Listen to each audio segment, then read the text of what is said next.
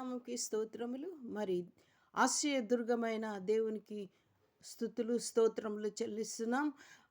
మరి సామెతలు జ్ఞాని అయిన సొలొమోను సామెతలు మనం చూస్తున్నాం కదండీ! సామెతలు 12:18లో మరి 2 విధములు పలుకువారు ఉంటారు. మన భూలోకంలో మనకు తటస్థపడతారు. ఏంటిది అనంటే కత్తిపోటు వంటి మాటలు పలుకువారు కలరు. జ్ఞానుల నాలుక ఆరోగ్యదాయకము. ఈ జ్ఞానము కలవారు కూడా ఉంటారు. అంటే కొందరు మాటలలో కత్తిపోటు వంటి మాటలు. అంటే వారు మాట్లాడుచున్నప్పుడు ఆ మాటలు మనకి కత్తిలాగా హృదయంలోనికి కత్తిలాగా పొడుచుకొని మనకి బాధ కలుగుతుంది. మరి కొందరు మాట్లాడుతుంటే మరి వారు జ్ఞానము కలవారు, వారు దేవుని యందు భయము, భక్తి కలవారు.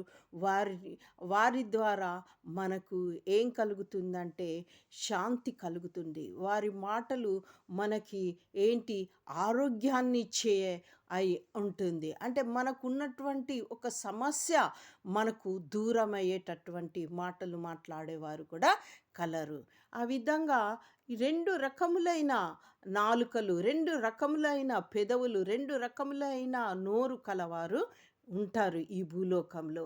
మరి మనం ఎవరితో సహవాసము చేయాలా? జ్ఞానము కలవారితో మనము సహవాసము చేయాల. అంతేకాదు ఇంకా ఈ సామెతలు 14:3లో మూఢుల నోట బెత్తం వంటి గర్వమున్నది. మూఢుల నోట అంటే వీరు భయము, భక్తి లేనివారు, దేవుని యందు భయం లేనివారు. వీరి నోటిలో ఏవిందంట బెత్తం వంటి అంటే వారు మాట్లాడితే బెత్తంతో కొట్టినట్టు అనిపిస్తుందంట. ఆ విధమైనటువంటి మాట ఉంటుంది. వారి నోటిలో గర్వపు మాటలు ఉంటాయి. ఆ విధమైన గర్వపు మాటలు ఎవరికి ఉంటాయండి? యెహోవాయందు భయము, భక్తి లేని వారి నోట ఉంటాయి. కాబట్టి అటువంటి వారు తటస్థించినప్పుడు మనము ఆ నోటికి నోరివ్వకుండా దీనులుగా మనం ఉండాల్సి వస్తుంది. మరి జ్ఞానుల పెదవులు వారిని కాపాడును. మరి జ్ఞానం గల వారి పెదవులు మనము ఆ జ్ఞానము గల వారి యొద్దకు వెళ్తే వారి పెదవులు ఏం చేస్తుంది? మనకి ఆదరణ ఇస్తాయి. వారి మాటల నుండి మనకి ఆదరణ కలిగిస్తాయి. ఈ జ్ఞానం ఎక్కడి నుంచి వచ్చింది? యెహోవా వలన. యెహోవాయే జ్ఞానానికి మూలం కాబట్టి అటువంటి వారి యొద్దకి మనం వెళ్ళాల్సింది. మనకేదైనా సమస్య వస్తే మరి లోకస్తుల యొద్దకు వెళ్ళొద్దు.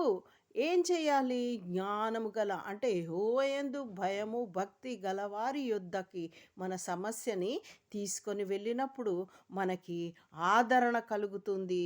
మన ఆ యొక్క సమస్య మన నుంచి దూరమై మనకు ఆరోగ్యం కలుగుతుంది. వారు మనల్ని కాపాడగలుగుతారు. అంతేకాని మనము ఏంటిది గర్వము కలిగినటువంటి నోటి యొద్దకు పోవద్దు. కత్తిపోటు వంటి మాటలు పలికే వారి యొద్దకి పోవద్దు. మరి చూద్దామా యోబు 5:21లో నోటి మాటల చేత కలుగు నొప్పి నీకు తగలకుండా ఆయన నిన్ను చాటు చేయును. ప్రళయం వచ్చినను నీవు దానికి భయపడవు. నీకు మరి మంచి సహవాసం లేదనుకో, నీవు ఉన్న ప్రాంతంలోకి నువ్వు ఎక్కడికి వెళ్ళాలి? మరి దేవుని యొద్దకు, దేవుని చాటున ముందుగా మనం దేవుని చాటుకి వెళ్ళాల్సి వస్తుంది. ఎవరన్నా వారి యొక్క నోటి మాటల చేత నిన్ను నొప్పించినప్పుడు ఆ నొప్పి నీకు తగులకుండా ఆయన నిన్ను కాపాడుతాడు. కాబట్టి దేవుని యొద్దకు నువ్వు వెళ్ళాలి. నిన్ను చాటు చేయును. ప్రళయం వచ్చినను నీవు దానికి భయపడవు. ఎవరి నోటిలో నుంచి ఎంత గొప్ప ప్రళయం లాంటి మాటలు, నిన్ను ముంచివేసే మాటలు వచ్చినా నువ్వు భయపడవు. ఎందుకు అనంటే నీకు ఆశ్రయదుర్గముగా ఆయన ఉన్నాడు. చూద్దామా యోబు 5:11లో అట్లు ఆయన దీనులను ఉన్నత స్థలంలో నుంచును, దుఃఖపడు వారికి క్షేమమునకు లేవనెత్తును.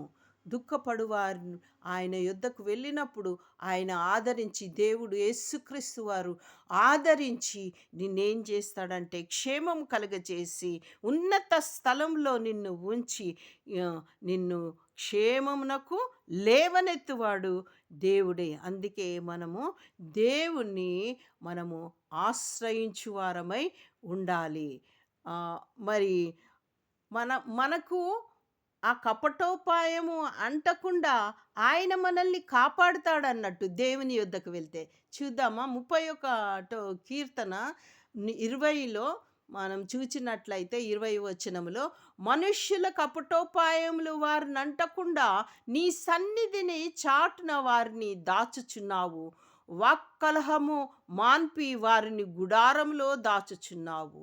వాక్కలహము అంటే మాటలతో వచ్చేటటువంటి కలహమును మాన్పి, ఎవరైతే ఆయన చాటుకొస్తారో, ఆయన సన్నిధికి వస్తారో, ఆ మనుష్యుల కపటోపాయం వారికి అంటకుండా ఆయన ఏం చేస్తాడంటే, ఆయన సన్నిధికి వెళ్తే చూడండి, నీ సన్నిధి చాటున వారిని దాచుచున్నావు.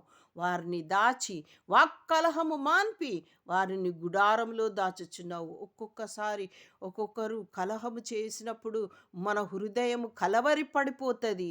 ఈ కలహములో ఏం చేయాలి, ఎటు పోవాలా, ఎక్కడికి వెళ్ళాలి అంటే, నీవు ఆయన సన్నిధికి వెళ్ళినప్పుడు ఆయన నిన్ను ఆయన సన్నిధి చాటున దాచి దాచి ఏం చేస్తాడంటే, ఆ వాక్కలహంని అంటే ఆ మాటలలో నుండి, ఆ మూర్ఖమైన మాటలలో నుండి, ఆ కత్తిపోటు వంటి మాటల నుండి, బెత్తం వంటి గర్వపు మాటల నుంచి నిన్ను దాచేసి దేవుడు తాను వారిని గుడారంలో దాచును.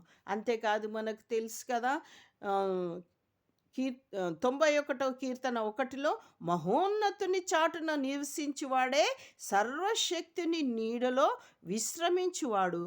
ఆయనే నాకు ఆశ్రయము, నా కోట, నేను నమ్ముకొను నా దేవుడు అని కీర్తనకారుడు అంటున్నాడు. ఆ విధంగా మనము మహోన్నతుని చాటుకి వెళ్ళిపోవాలి. అప్పుడు మనకు ఆరోగ్యం కలుగుతుంది, మనకి కలహం మానుతుంది.